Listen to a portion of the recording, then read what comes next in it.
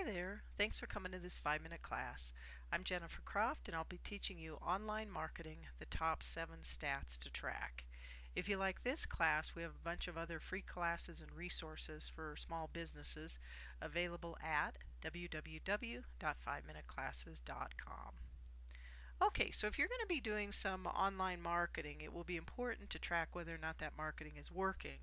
And so obviously what most people are concerned about is sales, but there are a lot of indicators along the way as to whether or not that's going to happen. And so some of the other stats that you'll want to track are website traffic, social media reach, different stats for your email campaigns, general calls to action, phone calls and email inquiries, more qualified calls to action, and then finally, how much business are you getting from your online marketing efforts. So the first stat, which is very important, is website traffic. And so to track this, you're going to need some kind of stat counter that's loaded onto your website. And the most popular one, which is free, is Google Analytics. And what you'll want to be tracking with Google Analytics or some other stat counter is direct traffic. This means that someone actually typed your domain name into their browser and they came straight to your website. Organic traffic, which is traffic from the search engines, Google, Yahoo, Bing, and the smaller search engines. Referral traffic is referencing traffic that comes from other websites. So there's a link on another website and someone clicks on that link and comes through to your site. Social traffic is the same thing. It's links from other websites, but these are what Google Analytics categorizes as social sites. The biggies are Facebook, Twitter, etc. And then finally, you can track traffic that's coming from some type of campaign you're running, which could be an email campaign or some kind of pay-per-click, AdWords, that type of campaign.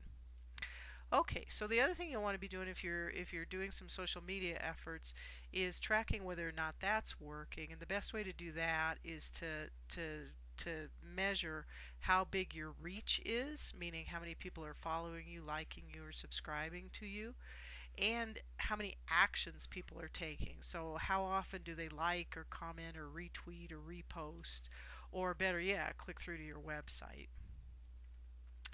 If you're sending emails, these are some stats that you can look at that'll give you an indication of how that's working, which is your number of subscribers, what's your open rate on the email. So when you send an email, how many people actually open it and read it? Is it 9%? Is it 12.3%? Etc. How many clicks? So someone read the email and actually clicked through to your website. How many times do people forward it? And lastly, you want to make sure that you're not getting too many unsubscribes, or it might mean that you're sending too often or that the content isn't very good. So the next thing you'll want to track with online marketing is some type of call to action occurring on your website, which would be, these are examples of it: signing up for a newsletter, downloading a PDF, maybe watching a video, requesting information. Those are the first indicator that someone is actually interested and may potentially become a customer or client. A little bit more qualified leads would then come from phone calls and email inquiries. And if you want to directly track whether or not these are coming from your online efforts, you can even set up a special phone number and have the calls recorded. These are available for as little as $15 per month per phone number, or you can set up a special email address so that you know anytime an inquiry came in, it came in from a specific type of marketing. More qualified calls to action that you'll want to be keeping your eye on are how many people are asking for estimates, free consults, maybe asking you to bid or submit a proposal, how many people are visiting if you have a physical location, and how many people are placing small orders and or maybe requesting samples. And then finally, you'll absolutely want to be tracking how many sales are occurring from your online efforts. And you can even divide these into categories of how many initial orders are you getting and what size are those? How many times do people then reorder from you? And you can even, if you have enough history, come up with the lifetime average of an account. So here are some good next steps you can take that relate to tracking these stats. And here's a worksheet that you can use.